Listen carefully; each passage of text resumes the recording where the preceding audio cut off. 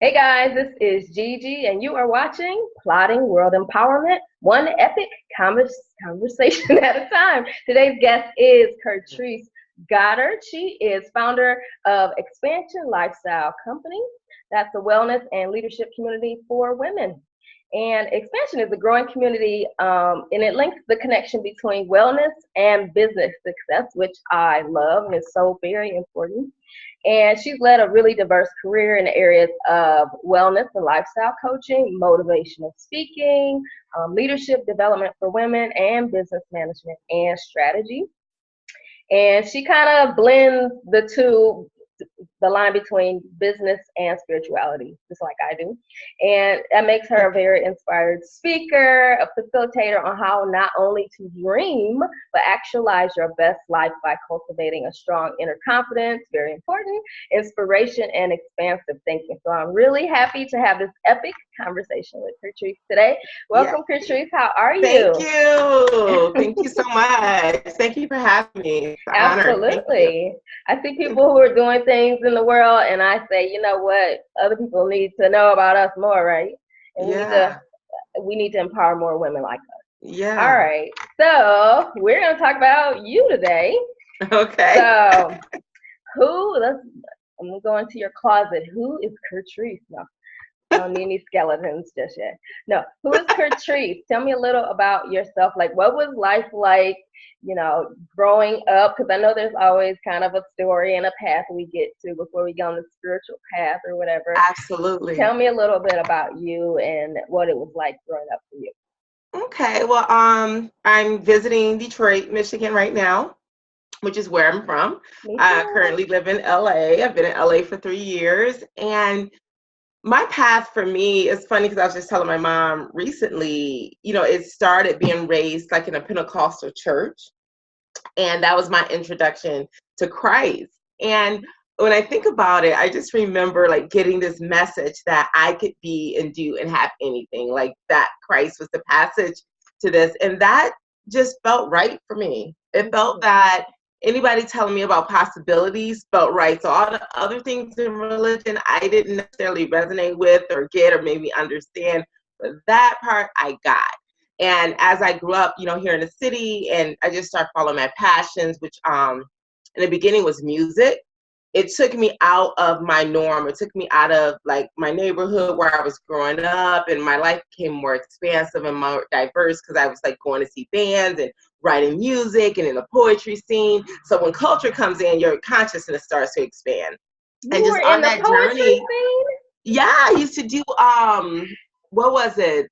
Cafe Mahogany in Detroit. Oh my God, I was there. Yeah, and I hosted a little poetry meeting on Iron Street Lofts down on Mount Elliott as well. So that was like a really transformational time, and kind of started that spiritual journey. And I started, reading different texts and felt like it was even more into that possibility realm. And I just kind of got on fire with that. Like, this is my truth. This feels good. And yeah, that's kind of where it all started for me. That's awesome. I feel like you're telling a little of my story because I was totally in the poetry back then and doing the same thing.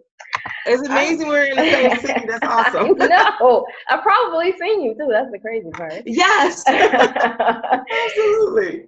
So since it seems to me that you didn't have was there any challenge or any struggle, or did you just kind of have this knowing as you were growing up from your mom and from church, and you didn't really have a moment where you're like, okay, something's got to change, or did you have that kind of moment? That's so, I don't know. I haven't had like any real challenge, like nothing chronic happened. Of course, I was living unconsciously, so it was one crisis after another, which was very normal. Just how people were living. Like, this is just what we do. I was actually following my passion. That's what led me. Like a lot of people now, when I meet them in LA or in certain sectors, they say, oh, wow, you're far away from Detroit, whether they're thinking mentality wise or whatever their perception is. It's like, I never woke up one day and said something's bad happening here, let me go over there. I've always been choosing what feels good to me and not really caring what other people think. So that takes you places, you know, Isn't following that your heart. key? So it's never that, yeah, it just kind of was like getting more information. Like I can organize my life better. I can come out of debt and lack mentality, you know, and things like that. It was just a evolution for me, you know, and that's Absolutely. nothing like chronic happened to spark that, just me being hungry for knowledge. So, Awesome. yeah. So I was looking, you do have a website, expansion.com, Yes. and I was looking over it and it says for a woman to have an empowered sense of self. What does that look like for a woman to have an empowered sense of self, and why is that so important?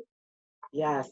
This is my favorite. This is my jam. These are great questions. So the way I see it, like when I look at my life and see where I am right now and what's before me, you know, like as an entrepreneur, there's challenges, there's mostly personal things that we have to overcome and transcend. It's not even about what's going on in the world. It's, you know, it's definitely an inner engineering that has to happen. What I notice, when a woman has a sense of self, knowing who she truly is, and that's beyond the body.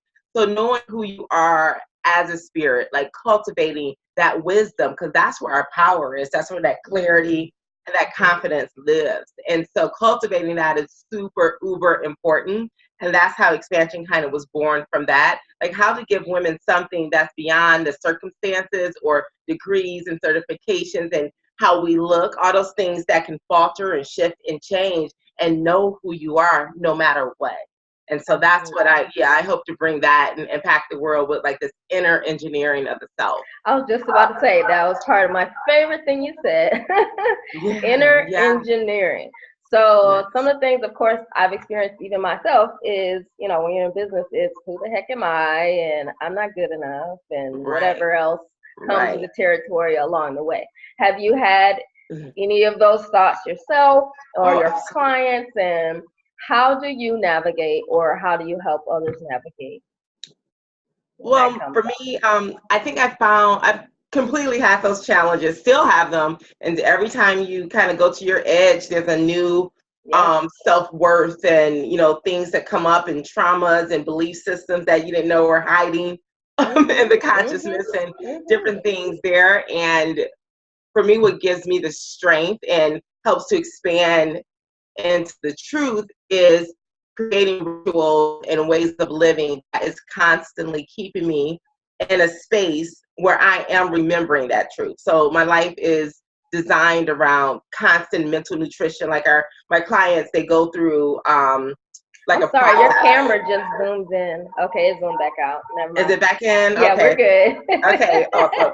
Yeah, so just my clients, like they go through a process where they actually daily they're choosing mental nutrition, bringing people and content to the world that reminds them of possibility, their truth, reminds them of themselves. So creating their own reality by their choices and not just waking up into the world and letting the world tell them who they are. So that's how we transcend all of these limitations. We have to put those things in our world because our society isn't doing that for us. If anything, the society is telling us the opposite of that.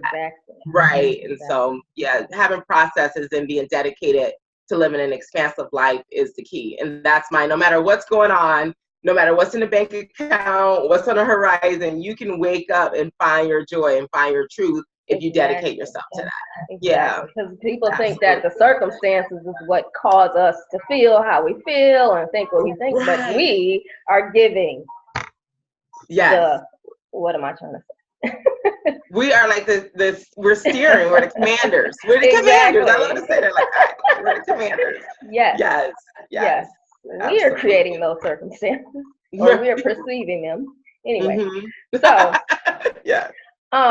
so what is, if you could say, what do you think, is this the thing that you think holds women back more than anything when it comes to living an empowered life, even if they don't have a business, or if they do, what would you say is kind of the big thing that holds people back?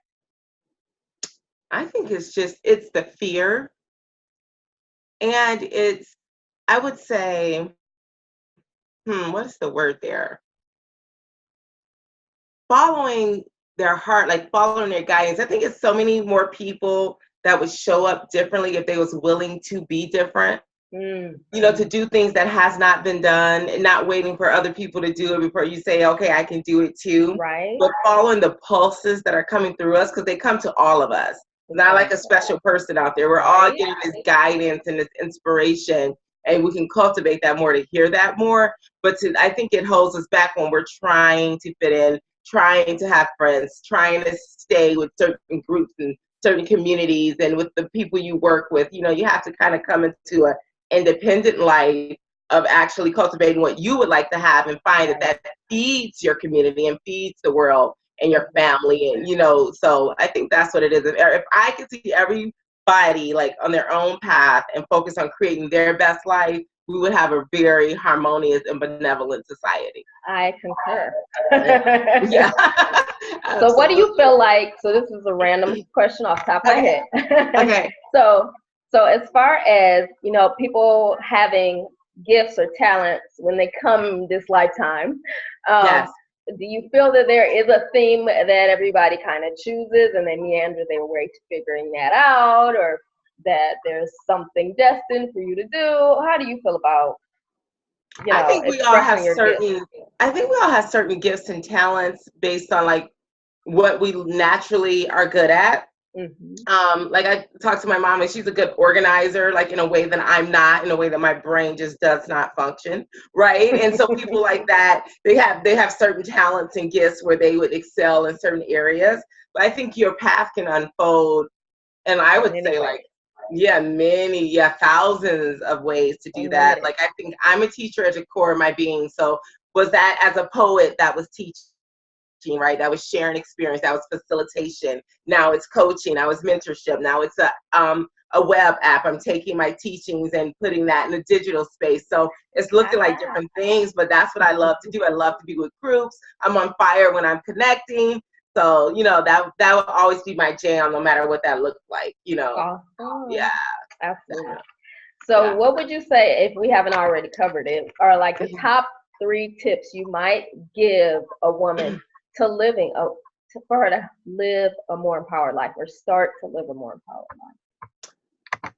3 things I would say, I don't really have to even think about this, is to take time for yourself, to make sure that that's a daily, like it doesn't pass. It's like brushing your teeth, to meditate or come into yourself, to organize your thoughts and your intentions, to be with yourself. Make that before anything else. Anything less than that, it I'm doesn't scared to leave out the house before I do that. Yeah, you have to come into the self, definitely. Yeah, bring that. And for women to speak up, to clearly communicate the needs and intentions and what they need from this world, and from partners, and from relationships, and business, to know that they're worthy of that voice. Because when we speak up, we create more harmony in our lives as well, right? A lot of honor and respect for our relationships. So we have to like really be okay with using our voice. And then thirdly, I would say cultivating the spirit. Like we know that we're human, and we know that we're spirits, and we've been living in a culture where it's just been about the human side of things, the doing, the bills, the work, the do. And now it's time to go into the being and the wisdom, and to make that a practice. And I think those are 3 tools to extremely empowered living. Excellent. Yeah. All right. Well, where can people find you, women? Where can they find you, or find more about you, or tell me what you got going on, maybe for my audience? Awesome. Yeah. So ExpanSHEN, like you said, is ExpanSHEN.com. And that's the community. You can find me there. And I also have a personal site for my personal coaching and consulting and programs at CurtriceGoddard.com. You can find me there. I have a program running called I Am That Woman. It's a 6-week process with me, with live facilitation with me weekly. It's amazing. Right now we have 1 cycle running. The next one is on September 4th, launches. And yeah, so they can tap into that. I have podcasts and videos on CurtriceGoddard.com. So it's tons of free resources there as well. Fantastic. Yes. Well, I feel really blessed to have talked to you. I love what you said. Right on time. It sounds like stuff I would say, so that's how I know it sounds good. So you are hilarious. Thank you for speaking your truth and having an epic conversation for me today. And guys, if you want to learn more about Curtrice, you want to go to either expanshen.com, EXPANSHEN.com, or Curtrice. Go ahead and spell it for them. CurtriceGoddard.com. So that's CURTRICE Goddard GODDARD.com. Fantastic. All right, girl. Well, maybe we need to see each other one of these days when you're in Detroit again. Absolutely. I would love that. Thanks for the invite, and thanks for what you're doing, too. Thank you. Yes. All right. Thank you, dear. Okay. All right. Take care. Bye-bye. Bye-bye.